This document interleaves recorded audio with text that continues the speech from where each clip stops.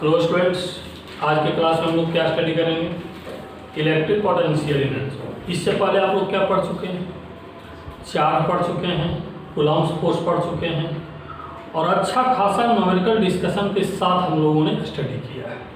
चाहे वो medical level का ऑब्जेक्टिव हो, चाहे आईटी लेवल का ऑब्जेक्टिव हो, सारे बातों को ध्यान में रखते हुए हमने स्टडी किया था। इलेक्ट्रिक फ्लक्स स्टडी कर चुके हैं, गॉस लॉ स्टडी कर चुके हैं, उससे रिलेटेड भी हर लेवल का न्यूमेरिकल प्रॉब्लम का हमने डिस्कशन कर लिया है। अब आगे के क्लास में इलेक्ट्रिक पोटेंशियल एनर्जी का थ्योरी पॉइंट ऑफ व्यू पहले हम स्टडी कर लें, जो 12th के स्टूडेंट के लिए भी काफ़ी इंपॉर्टेंट है। इसके बाद फिर हम न्यूमेरिकल पॉइंट ऑफ व्यू पर डिस्कस करेंगे। सबसे फर्स्ट लाइन में हमने लिखा है, इसको आप लोग समझिए। It is defined when 2 point charges are placed at some separation. 2 point charges अगर किसी सेपरेशन पर रखा हुआ है तभी ये डिफाइंड होता है, अदरवाइज ये डिफाइंड नहीं होता है। अगर दो चार्ज के बीच का सेपरेशन 0 कर दें तो इलेक्ट्रिक पोटेंशियल एनर्जी डिफाइंड नहीं होता है। आप लोग कूलम्ब्स फोर्स में भी कई बार पढ़े थे कि कूलम्ब्स फोर्स तभी डिफाइंड होता है जब 2 पॉइंट चार्जेज के बीच का कुछ सेपरेशन होना चाहिए। उसमें लिमिटिंग डिस्टेंस भी बताए थे, याद है? Limiting distance 10⁻⁻15 meter. अगर उतने डिस्टेंस पर कूलम्ब्स फोर्स इंट्रैक्टेड होता है और उससे कम डिस्टेंस रख लेते हैं तो वह डिस्टेंस 0 ही माना जाता है, वहाँ पर फोर्स डिफाइंड नहीं होता है। जस्ट उस लिमिटेशन को यहाँ भी आप यूज कर सकते हैं। सेकेंड लाइन जो हमने लिखा है, आप सारे स्टूडेंट जानते हैं, वर्क एनर्जी पावर से ही पढ़ते आते हैं। We know change in electric potential energy is defined as negative of work done by conservative force electric force। किसी भी कंजर्वेटिव फोर्स के द्वारा जो वर्क होता है उसका negative value change in potential energy के इक्वल होता है। इसका मतलब कंजर्वेटिव फोर्स के द्वारा अगर वर्क हो रहा है then there must be change in potential energy। अब चेंज इन पोटेंशियल एनर्जी में दो सिचुएशन है। चेंज इन पोटेंशियल एनर्जी में सिचुएशन फर्स्ट ये हो सकता है कि चेंज वैल्यू पॉजिटिव भी हो सकता है और चेंज वैल्यू नेगेटिव भी हो सकता है। जब चेंज वैल्यू पॉजिटिव होगा मतलब पोटेंशियल एनर्जी इंक्रीज हो रहा है, मतलब पोटेंशियल एनर्जी स्टोर हो रहा है। अब आगे बढ़िए, मैथमेटिकल कैलकुलेशन के पॉइंट ऑफ व्यू से work done by electric force, conservative force है electric force, work done by electric force to bring a point charge from infinite to a given separation r from a given charge q। एक point charge को infinite से given separation, diagram से समझिए। यहां पर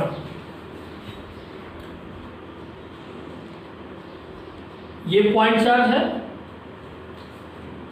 ये first separation infinite है इस चार्ज कैपिटल Q से। अब इस चार्ज को अगर इस पोजीशन पर हमने लाया है, Q का पहला पोजीशन ये था, इन बिटवीन पोजीशन कोई भी x ले लिया हमने जनरल पोजीशन, फिर यहाँ पर Q आ गया। जब ये पोजीशन पर आया तो R2 इक्वल टू R है और ये position R1 equal to infinite.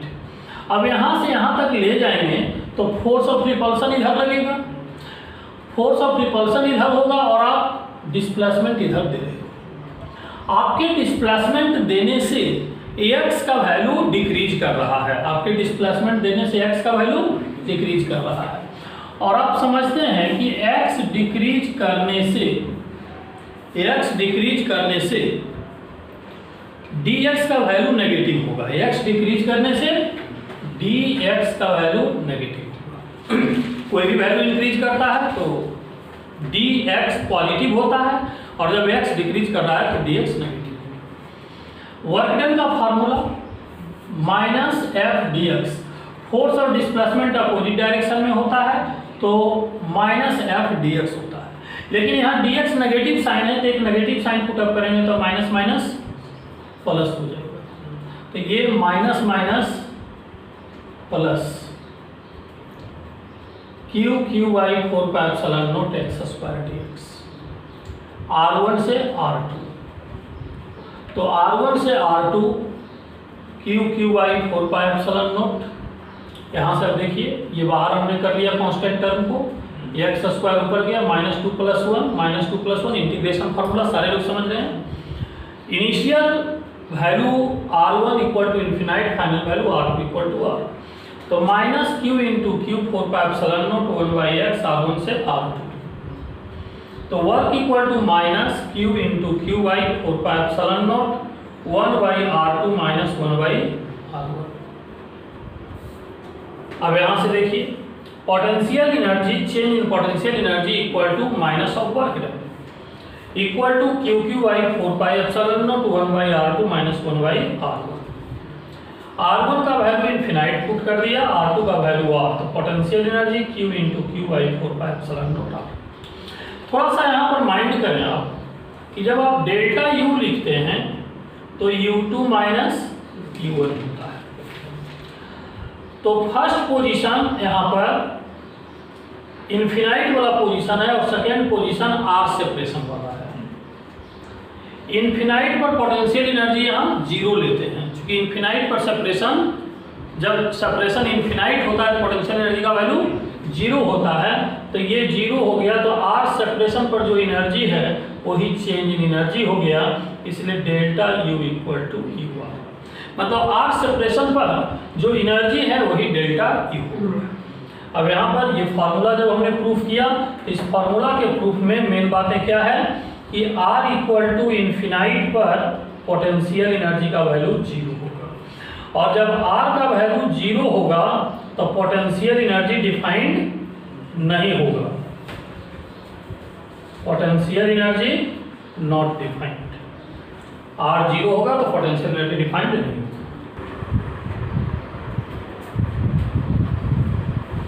Important tips for electric potential energy. Electric potential energy से रिलेटेड कुछ इंपॉर्टेंट फैक्ट्स जो एक दो हम पहले भी आपको बोल चुके थे। इस फॉर्मूला से देखेंगे तो R का वैल्यू इन्फिनाइट पुट करेंगे तो पोटेंशियल एनर्जी जीरो, और R का वैल्यू जब जीरो रखेंगे तो potential energy infinite, that is not defined.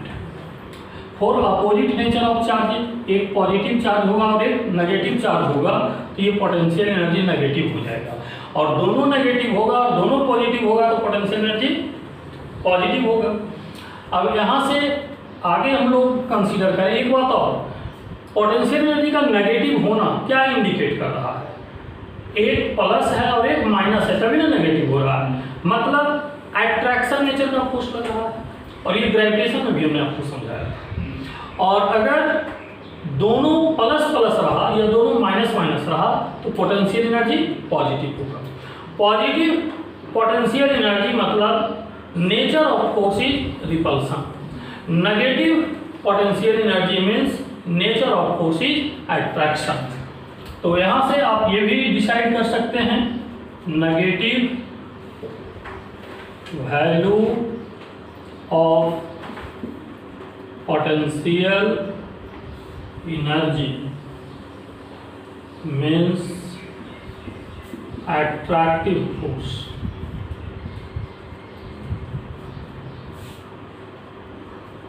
and positive value of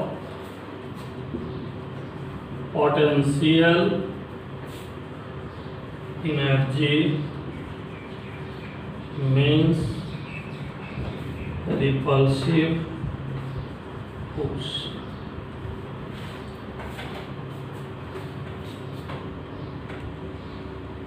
next point,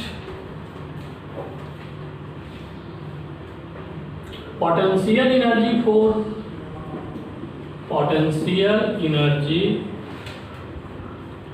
for system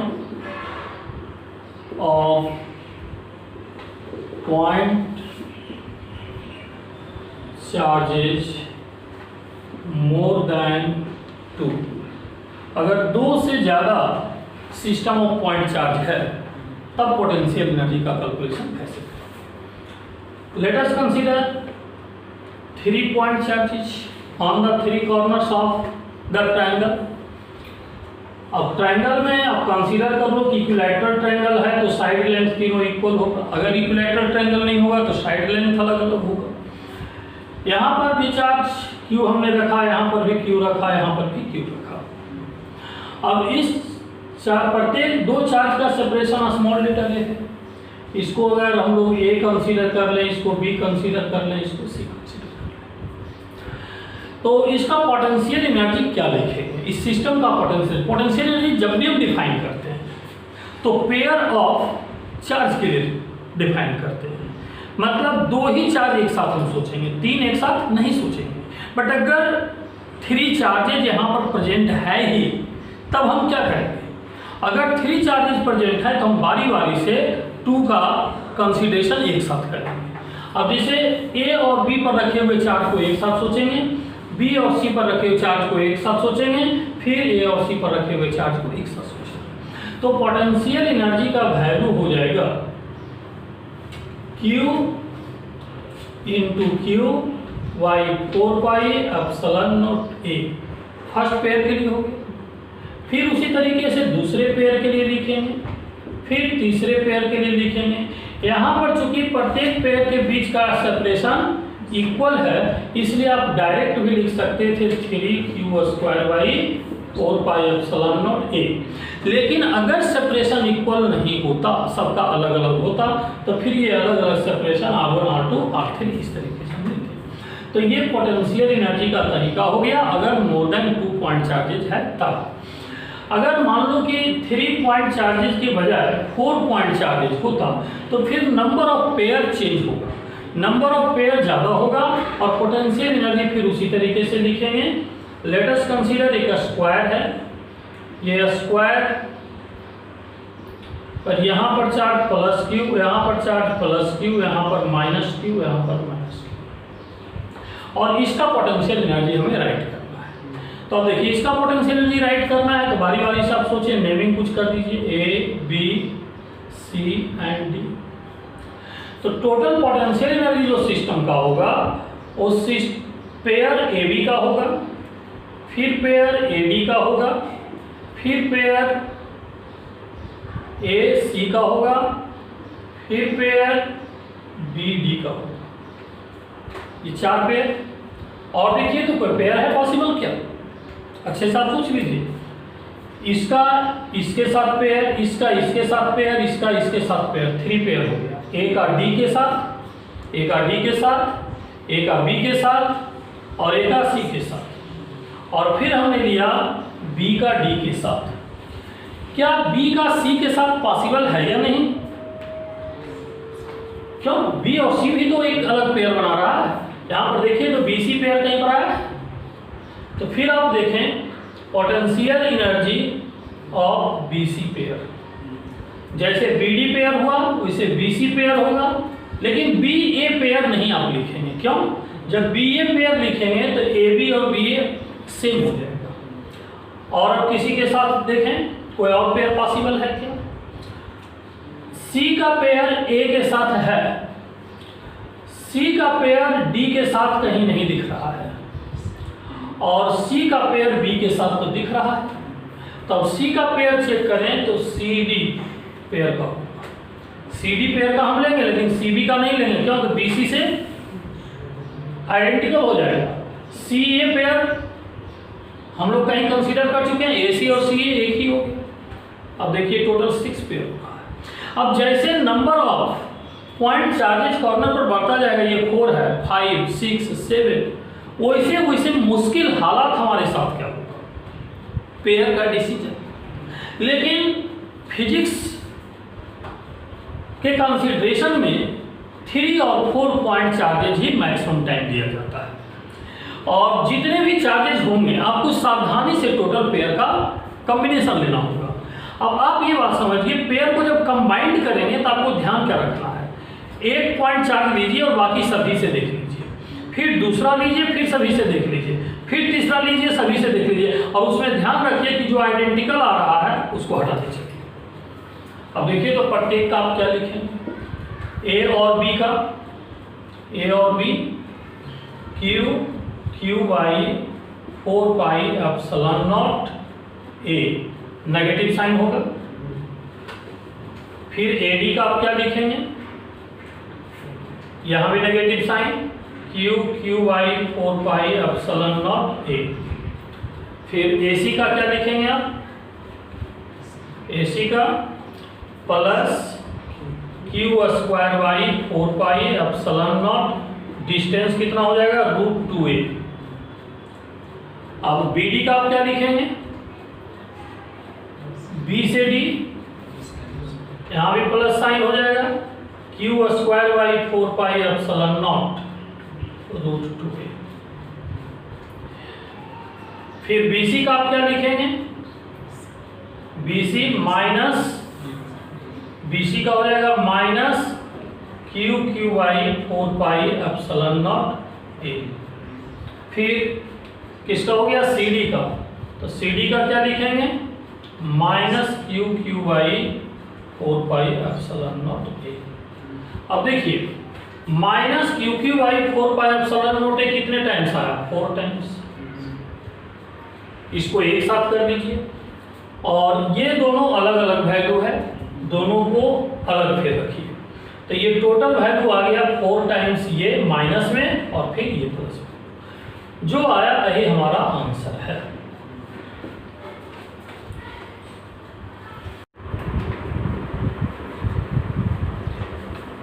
इससे पहले हम लोग पोटेंशियल का डिस्कशन कर रहे थे।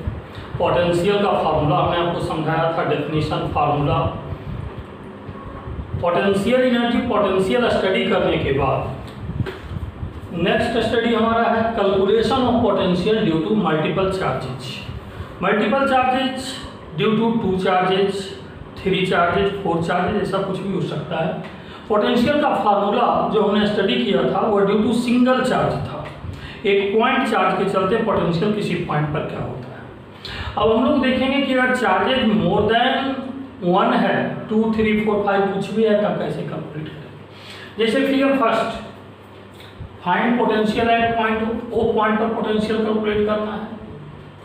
यहाँ भी चार्ज क्यू है, यहाँ भी चार्ज क्यू है, यहाँ भी चार्ज क्यू है।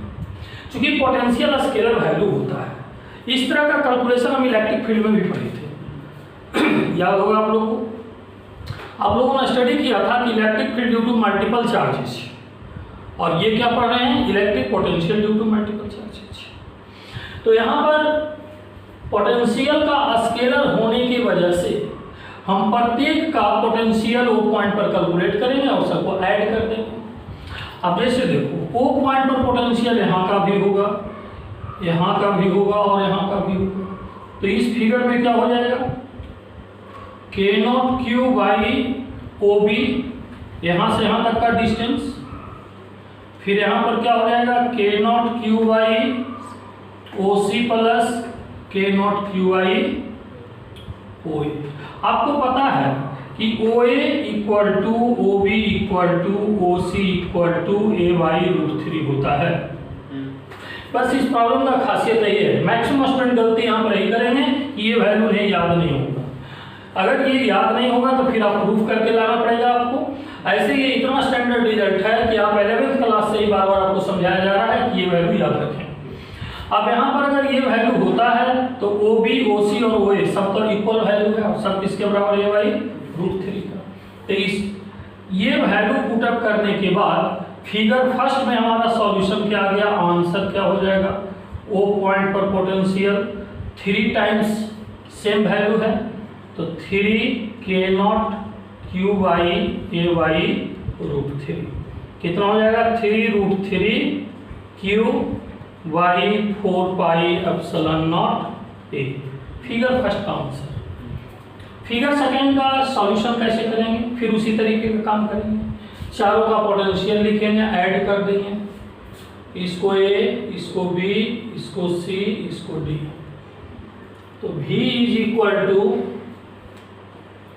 K0 Q, यहाँ से यहाँ तक का डिस्टेंस लिखेंगे AO, K0 Q AO plus K0 2Q, इसके चलते लिख रहे हैं, क्या हो जाएगा BO प्लस K0 C के चलते लिखेंगे 3Q डिवाइडेड बाई CU। फिर इसके चलते लिखेंगे K0 4Q divided by DU। अब AO, BO, CO, DO का वैल्यू क्या होगा, तो आप देखिए ये √2a साइड लेंथ दिया हुआ है, तो अगर ये √2a है तो ये भी तो √2a है, तो ये डायगोनल वैल्यू कितना हो जाएगा? Diagonal of square, diagonal of square is equal to √2a का स्क्वायर प्लस √2a का square is equal to 2a square plus 2a square, 4a square. Square का डायगोनल वैल्यू जब हम निकाल रहे थे तो क्या फॉर्मूला यूज करते हैं? A square plus B square Pythagoras theorem से, और टोटल का स्क्वायर रूट। तो यहाँ पर भी स्क्वायर रूट देंगे, यहाँ पर भी square root, final value 2a। तो स्क्वायर का डायगोनल जब पता हो गया तो हमको OA और OC का वैल्यू भी पता हो जाएगा। कितना हो जाएगा? OA equal to OC is equal to OB equal to OD is equal to 2a/2 is equal to a। इसका मतलब यहाँ पर नीचे का वैल्यू सबका इक्वल है। अब देखिए तो आंसर क्या हो जाएगा फिगर सेकंड में। O पॉइंट पर पोटेंशियल फिगर सेकंड में कितना आप लिखेंगे, सबको ऐड कर दीजिए। ये वैल्यू सब जगह A अगर आ गया तो 4 + 3 7 + 2 9 + 1 10, 10 K0 Q divided by A, 10 Q/4πε0 A। यही आंसर हो गया सेकंड पार्ट का। इसी तरीके से हम लोग फिगर थर्ड में हम लोग देखें। फिगर थर्ड काफी फेमस रिजल्ट है। Find potential at point O, O1, O2। इसमें फिगर दिया हुआ होगा, ये ऑरिजिन का पॉइंट होगा O, एक यहाँ पर O1, यहाँ पर O2। लेफ्ट साइड में माइनस चार्ज होगा तो राइट साइड में प्लस चार्ज होगा। अगर ये यहाँ से A डिस्टेंस होगा तो ये यहाँ से A डिस्टेंस होगा, राइट। अब ये यहाँ से देखो क्या हो जाएगा, इसका वैल्यू कितना ये दिया हुआ नहीं है, बाकी कोई भी डेटा आपको दिया हुआ नहीं होगा। हमें O, O1, O2 पॉइंट पर पोटेंशियल कैलकुलेट करना है। आप केयरफुली देखें तो जो O पॉइंट पर होगा वही O1 पर होगा। देखिए यहाँ से यहाँ तक का डिस्टेंस, यहाँ से यहाँ तक का डिस्टेंस इक्वल है। इसका डिस्टेंस और इसका भी डिस्टेंस क्या होगा, इक्वल होगा। इसका डिस्टेंस और इसका डिस्टेंस भी क्या होगा, इक्वल होगा। तो अगर O पॉइंट पर पोटेंशियल कैलकुलेट करेंगे तो इसके चलते नेगेटिव होगा -K0 Q/A, और इसके चलते +K0 Q/A इक्वल टू 0। तो O पॉइंट का पोटेंशियल 0 है। अब उसी तरीके से O1 पर कैलकुलेट करेंगे तब क्या होगा, -K0 Q, ये डिस्टेंस R1 अगर होगा, ये A है, ये कुछ डिस्टेंस R ले लें तो ये भी क्या हो जाएगा R, या R1 ले लें तो ये भी क्या हो जाएगा R1। तो ये यहाँ से R1 और ये +K0 Q/R1, ये भी क्या होगा 0। उसी तरीके से O2 पर भी कैलकुलेट कीजिए क्या होगा 0। इसका मतलब क्या है कि एक पॉइंट चार्ज जितना राइट साइड डिस्टेंस पर है उतना ही अगर लेफ्ट साइड है तो यहाँ पर y एक्सिस का हर पॉइंट जो है 0 पोटेंशियल का लाइन होगा। ये कैसा लाइन होगा, 0 पोटेंशियल का लाइन होगा। अगर equal and opposite charge x axis पर राइट और लेफ्ट साइड इक्वल डिस्टेंस पर रखा जाए तो वाई एक्सिस हमारा 0 पोटेंशियल का लाइन बनता है। ये 3 फिगर हमने देखा। इस तरीके का बहुत सारा कैलकुलेशन होगा, बट हमने 3 देखा और आगे डिस्कस करेंगे। जैसे फिगर 3 तक हमने देखा पोटेंशियल का कैलकुलेशन। फिगर 4 में ये O पॉइंट दिया हुआ है, origin D0, 2D0, 4D0, 8D0 and so on infinite तक सोचते चलिए। बहुत सारे चार्जेस प्लेस किए गए हैं, Q Q Q Q। प्रत्येक चार्ज का अमाउंट सेम है, बट O पॉइंट से डिस्टेंसेस सबका अलग अलग है। We have to calculate the potential at point O point पर हमें पोटेंशियल कैलकुलेट करना है। तो आप आंसर क्या लिखेंगे O पॉइंट पर पोटेंशियल का, इसके चलते K0 Q, यहाँ से डिस्टेंस D, यहाँ से डिस्टेंस कितना होगा 2d, k not q Y 2d। यहाँ से डिस्टेंस क्या होगा k not q by 4d, and यहाँ से distance k not q by 8d, and so on infinite तक। अब कॉमन वैल्यू आप नोट कर लीजिए k not q by d, 1 plus 1/2 plus 1/2 का स्क्वायर प्लस 1/2 का power 3 plus and so on, कहाँ तक जाएगा इन्फिनिटी। अब यहाँ से देखिए k not q by d, k not q by d q by 4 pi epsilon not D, epsilon Q by 4 pi epsilon not D के बाद ये ब्रैकेटेड टर्म का वैल्यू क्या लिखें, तो ये फार्मूला है, ये 1/2 को अगर आप स्मॉल लेटर r कंसीडर कर लें तो ये फॉर्मेट क्या है 1 plus r square plus r cube and so on plus infinity. ये इन्फिनिटी तक का वैल्यू जो हमने लिखा है, तो इसका एडिशन फार्मूला आप लोगों ने स्टडी किया होगा। इसका एडिशन फार्मूला आप लोगों को पता होगा q by 4 pi epsilon not d 1/1 minus r, याद है। अगर ये ज्योमेट्रिक प्रोग्रेशन में है, इस तरह का फार्मूला आप लोग पढ़े होंगे, तो ज्योमेट्रिक प्रोग्रेशन में एडिशन वैल्यू 1/1 माइनस आर, और आर के बदले में हमने क्या ले रखा है 1/2। तो इसको जब पुटअप करेंगे तो Q by 4 pi epsilon not d 1/1 minus 1/2। तो ओ पॉइंट का पोटेंशियल क्या होगा 1/2, यहाँ पर आएगा तो 2 ऊपर चला जाएगा, 2q by 4 pi epsilon not d, final result q by 2 pi epsilon not d. This is the potential at point O।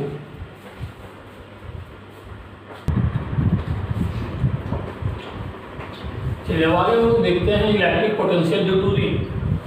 ये रिंग हमने कंसीडर किया है, रिंग का रेडियस ए है, ए क्या हमने कंसीडर किया है रेडियस ऑफ रिंग, क्यू हमने इस पर टोटल चार्ज कंसीडर किया है। ये टोटल चार्ज नहीं कुछ लिखा गया है, आप पॉजिटिव कंसीडर कीजिए। And we have to calculate the potential at axial distance x from the center of the ring। axial distance x पर P पॉइंट है, P पॉइंट पर पोटेंशियल हमें कैलकुलेट करना है। इस पॉइंट पर पोटेंशियल कैलकुलेट करने के लिए हमें क्या करना होगा, हमने पोटेंशियल का फॉर्मूला जो स्टडी किया था ड्यू टू पॉइंट चार्ज था। एक रिंग पॉइंट चार्ज नहीं हो सकता है, हम करेंगे क्या, इस रिंग का एक छोटा सा पार्ट कहीं पर कट करेंगे, और छोटा सा पार्ट का जो चार्ज होगा वह very small charge dq। dq हमने क्या दिया है एलिमेंटल चार्ज। एलिमेंटल चार्ज का मतलब है कि बहुत बड़ा वैल्यू में से एक छोटा सा वैल्यू कंसीडर कर लेना। मतलब क्यू चार्ज अगर टोटल है तो उसको उसका elemental part very small part consider कर लेना ही एलिमेंटल चार्ज है। ये एलिमेंटल चार्ज जब कंसीडर करेंगे ये एक पॉइंट चार्ज की तरह होगा, लेकिन ये पूरा रिंग एक साथ कंसीडर करेंगे तो पॉइंट चार्ज नहीं होगा। अब इस एलिमेंटल पॉइंट चार्ज के चलते इस पॉइंट पर पोटेंशियल अगर लिखेंगे तो छोटे से चार्ज के चलते पोटेंशियल का वैल्यू भी छोटा होगा। Due to very small charge potential will be also very small. तो अगर पोटेंशियल भी वेरी स्मॉल होगा तो हम लोग क्या लिखेंगे dVp equal to dq by 4 pi epsilon not, यहाँ से डिस्टेंस अगर ये x है ये a है, ये 90 डिग्री एंगल होगा तो ये square root a square plus x square. ये 90 डिग्री एंगल होगा, आप लोग समझ रहे होंगे ना। जैसे ये रिंग है तो ये रेडियस हो गया और ये एक्सिस हो गया, तो ये लाइन और ये लाइन एक दूसरे से कितने पर होगा 90 डिग्री पर। अब यहाँ से आप देखो कि dq by 4 pi epsilon not और ये डिस्टेंस,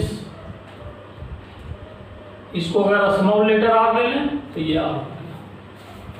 अब पूरे रिंग पर आप सोचिए, अगर ये रिंग लेते हैं हम, ये अलोंग द एक्सिस है, तो यहाँ से डिस्टेंस, यहाँ से डिस्टेंस, यहाँ से डिस्टेंस, यहाँ से डिस्टेंस, ये डिस्टेंस चारों तरफ से उतना ही होगा। जैसे यहाँ पर आपने कंसीडर किया है,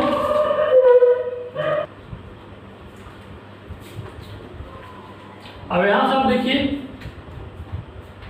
4 पाई एप्सिलॉन नॉट आर। अभी जो मैं समझा रहा था कि अगर कोई पॉइंट यहाँ पर आप लेते हैं, तो यहाँ पर पॉइंट लेते हैं तो इधर से भी तो डिस्टेंस उतना ही होगा, स्क्वायर रूट ए स्क्वायर प्लस एक्स स्क्वायर। तो ये रिंग का पेरिफेरी अगर है तो यहाँ से कहीं भी एक्सिस पर डिस्टेंस लेंगे तो सेम वैल्यू होगा।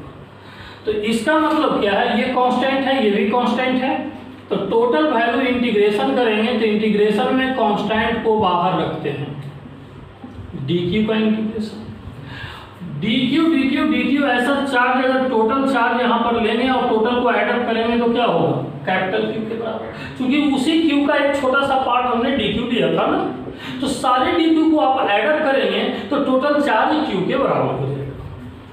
ये 0 से कैपिटल Q हो गया, Vp equal to Qy 4 pi epsilon not r. ये फॉर्मूला ऐसे बिहेव कर रहा है जैसे कि पूरा रिंग नहीं बल्कि एक पॉइंट चार्ज हो और टोटल चार्ज इसका सेंटर पर रखा हुआ हो और इस सेंटर से r डिस्टेंस पर, हालांकि ये डिस्टेंस क्या है, x डिस्टेंस है ना, मतलब ऐसे बिहेव कर रहा है कि टोटल चार्ज यहाँ पर रखा हुआ हो और r डिस्टेंस पर पोटेंशियल का फॉर्मूला हमने यूज किया हो। लेकिन रियल वैल्यू r का है क्या, स्क्वायर रूट ए स्क्वायर प्लस एक्स स्क्वायर। ये तो हमने इमेजिन किया ना, ये हमारा इमेजिनेशन है। अब जो रियल वैल्यू है इसको आप प्लेस कीजिए, q by 4 pi epsilon not a square plus x square.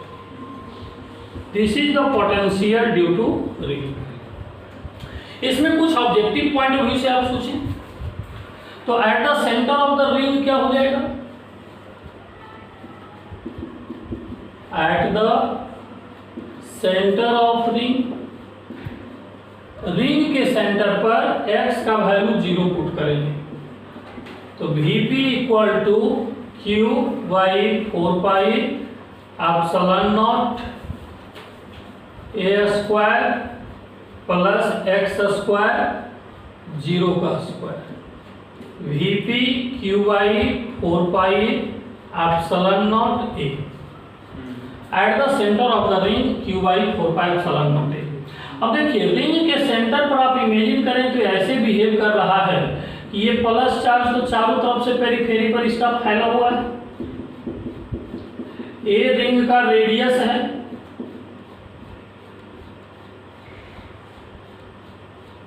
तो सेंटर पर जब पोटेंशियल कैलकुलेट कर रहे हैं कि ऐसे बिहेव कर रहा है कि टोटल चार्ज इसका कोई एक पॉइंट पर है, ये पॉइंट चार्ज टोटल है और इसके चलते यहाँ पर potential q by 4 pi epsilon not है। ये हमारा इमेजिनेशन हो सकता है बट रियल फैक्ट ये नहीं है कि टोटल चार्ज हमारा एक सिंगल पॉइंट पर कंसंट्रेटेड है, ये चारों तरफ क्या है, डिस्पर्स्ड है, फैला हुआ है। तो at the centre of the ring के लिए ये वेरी वेरी इंपॉर्टेंट रिजल्ट हो गया। यहाँ तक आप लोग नोट करें फिर आगे बढ़ते हैं। अब इस रिजल्ट को हम जनरलाइज करने जा रहे हैं। जनरलाइज कैसे करें, यहाँ जो क्यू चार्ज आया है, ये क्यू क्या है, चार्ज ऑन पेरिफेरी, पेरिफेरी पर जितना चार्ज है divided by 4 pi epsilon not a. मतलब क्यू को अगर हम लोग थिंक करें कि चार्ज ऑन पेरिफेरी,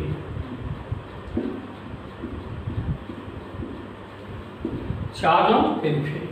अब इसी में से अगर एक पर्टिकुलर पार्ट ले लें, अब इसे ये रिंग है लेकिन इस रिंग का हाफ पोर्शन पर ही क्यू चार्ज है, ऐसा हो सकता है। वहां पर क्यू चार्ज क्या था, पूरे पेरिफेरी में डिस्पर्स था, यहाँ पर क्यू चार्ज हाफ रिंग पर ही है और यहाँ पर पोटेंशियल कैलकुलेट करना है। क्या आंसर हम करेंगे, तब देखिए आंसर करने वक्त फिर इस रिजल्ट को हम यूज करेंगे, charge on the periphery divided by 4 pi epsilon. Periphery इसका पूरा है लेकिन चार्ज ऑन पेरिफेरी तो इतना ही है, तो यहाँ पर भी वो पॉइंट पर पोटेंशियल आप लिखेंगे तो क्या होगा, q by 4 pi epsilon not a. आपको लग रहा होगा कि ये हाफ पेरिफेरी पर चार्ज ही नहीं है, फिर भी आंसर वही क्यों है? क्योंकि आंसर का मतलब किससे है? Charge on the periphery. तो चार्ज ऑन द पेरिफेरी में हाफ पर रहे, क्वार्टर पर रहे, 3/4 पर रहे, टोटल चार्ज क्या है उससे हमको मतलब है। अब जैसे इसी में एक डायग्राम ऐसा दिखलाते हैं जो न्यूमेरिकल ऑब्जेक्टिव में बार बार पूछता है, स्टूडेंट को लगता है बार बार अलग अलग कैलकुलेशन करना है क्या? बिल्कुल नहीं, एक्सपीरियंस का यूज कीजिए। और एक्सपीरियंस ये है कि सेंटर ऑफ द रिंग पर कैलकुलेट करने के लिए पोटेंशियल कर रहा है, तो आप देखिए कि total charge on the periphery क्या है। अब जैसे मान लो एक रिंग ऐसा हमने बना लिया, charge total amount of charge Q dispersed यहाँ भी है लेकिन 3/4 में ही है। अब वो पॉइंट पर पोटेंशियल लिखना होगा, तब क्या लिखेंगे? फिर भी वही लिखेंगे, VO = Q/4πε0। हाँ, अगर पेरिफेरी पर जो चार्ज है उसका अमाउंट कम कर दे तो पोटेंशियल कम हो जाएगा, उसका अमाउंट ज्यादा कर दे तो पोटेंशियल ज्यादा हो जाएगा।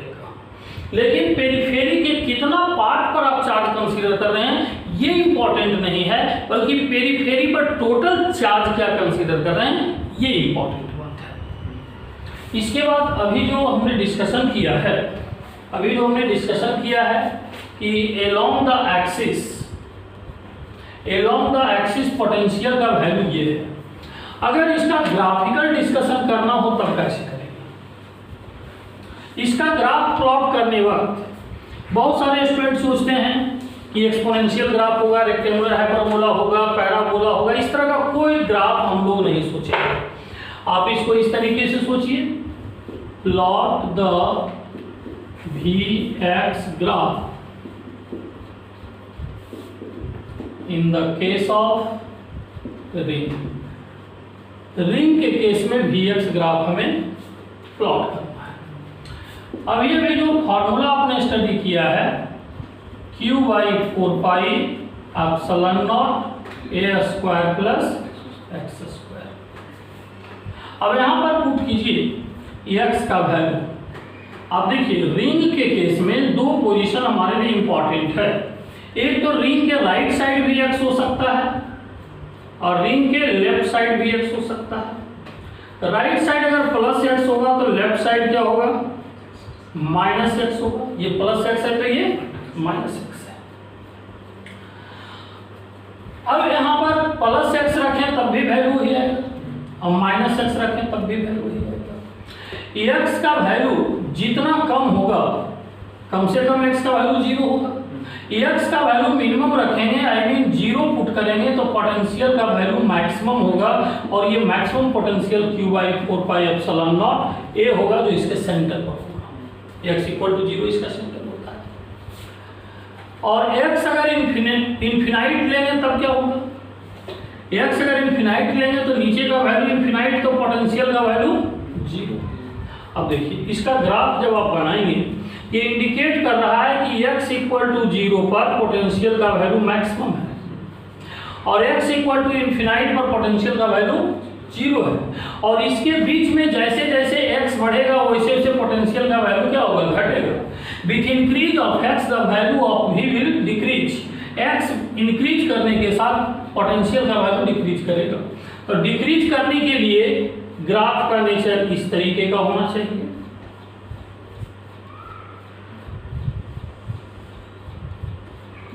देखिए यहाँ पर जो ग्राफ हमने प्लॉट किया है ये मैक्सिमम पोटेंशियल को शो कर रहा है, मैक्सिमम पोटेंशियल Q/4πε0 a।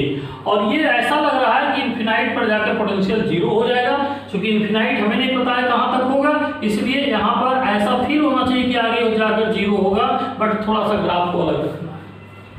वही काम लेफ्ट साइड भी करना है।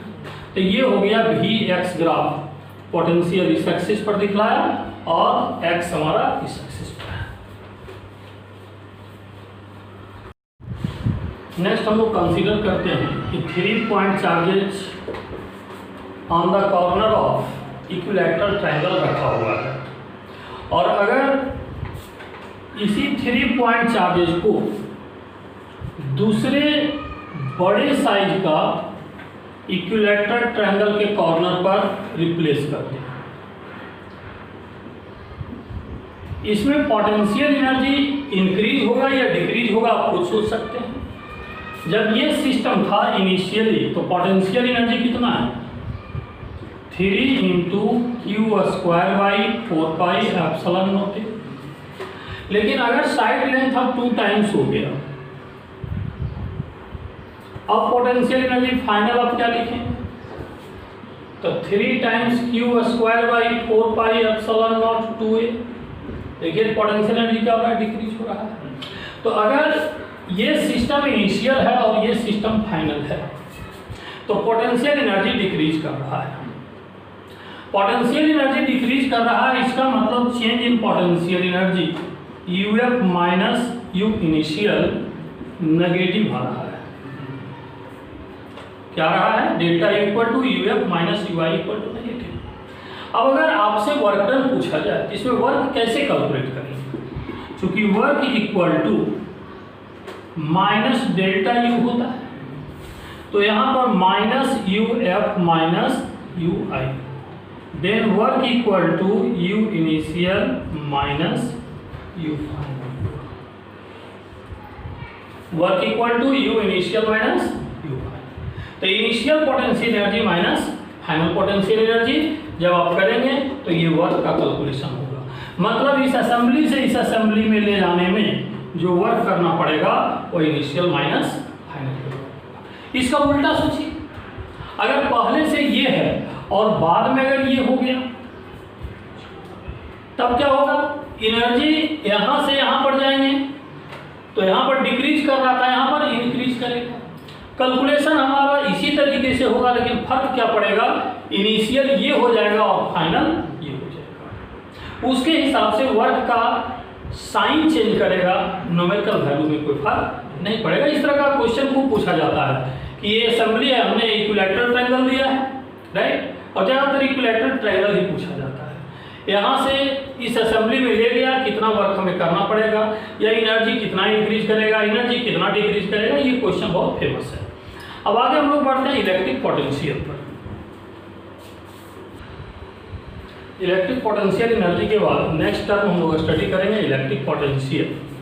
Electric potential is defined as potential energy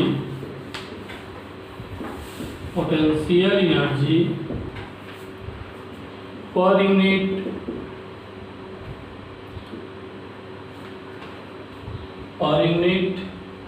point charge, that is V equal to U by Q। अब इसका सेंस आप समझिए, अगर मान लो ये point charge capital letter Q है और इस पॉइंट पर पोटेंशियल कैलकुलेट करना है, तो यहाँ पर यूनिट पॉइंट चार्ज जो हमने लिखा है पर यूनिट पॉजिटिव चार्ज भी आप लिख सकते हैं।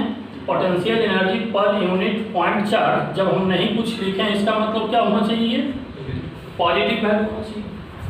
अगर यहाँ पर एक चार्ज Q हम रखते हैं तो पोटेंशियल एनर्जी इस पॉइंट पर क्या लिखते हैं, U equal to q by 4 pi epsilon not R। अब देखिए जिस पॉइंट पर आप यूनिट चार्ज रखते हैं वह टेस्ट चार्ज कहलाता है, इलेक्ट्रिक फील्ड में भी आप पढ़े थे। तो यहाँ पर अगर +1 कूलम का चार्ज रखेंगे तो ये टेस्ट चार्ज कहलाएगा, और अगर ये 1 कूलम का चार्ज प्लेस करेंगे तो पोटेंशियल एनर्जी पोटेंशियल बन जाएगा।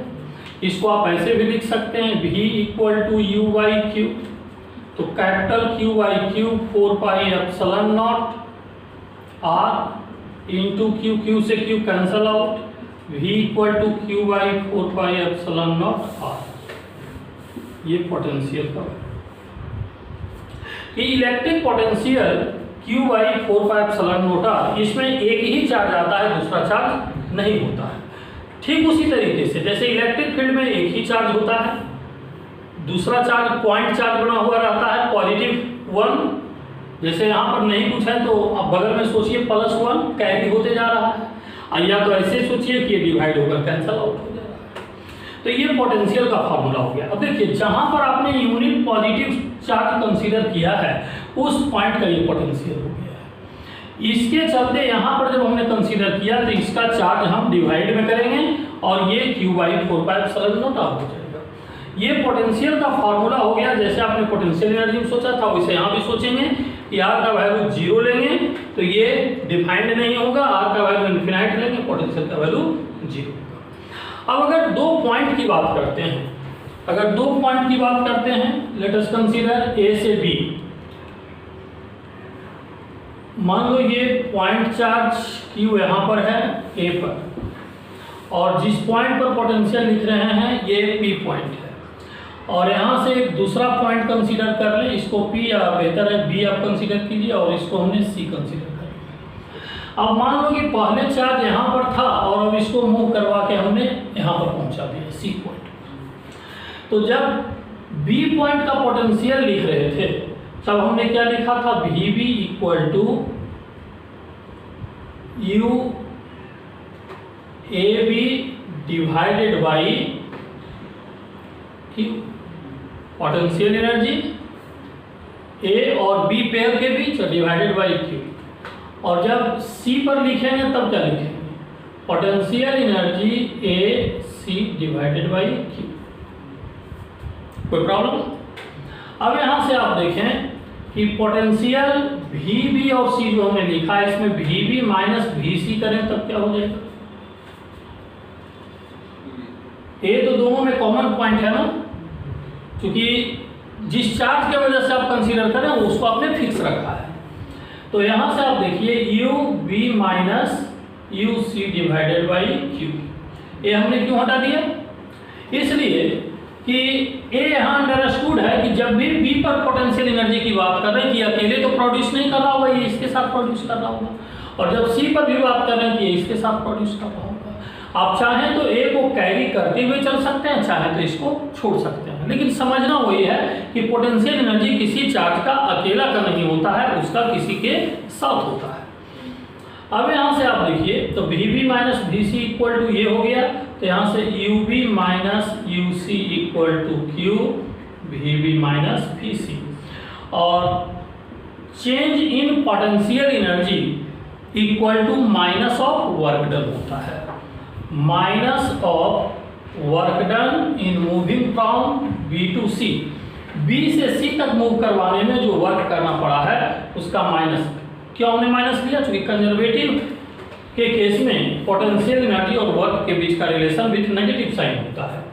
ये Q VB माइनस VC हो गया। इसका मतलब work done in moving the charge from B to C Q VC minus VB। Work done in moving the charge B to C, B से C move करवाने में यहाँ का माइनस इसके साथ कॉमन हमने कर लिया है, तो आप देखिए क्या हो गया, VC माइनस VB। अब इस फार्मूला को यूज करने वक्त सावधानी क्या रखना ये ध्यान दीजिए। ये फार्मूला 2 तरीके से यूज करते हैं। पहले इसका बैकग्राउंड समझिए। Work equal to U final minus U initial जब आप पढ़ते थे, ये वर्क वाई कंजर्वेटिव फोर्स था। यहाँ पर आप देखें तो B से C की ओर ले जा रहे हैं, तो फाइनल क्या है C, इनिशियल क्या है B, तो इसके हिसाब से लिखेंगे तो potential energy of C minus potential energy of B। तो जब potential energy C minus potential energy B करेंगे तो वर्क वाई कंजर्वेटिव फोर्स होगा।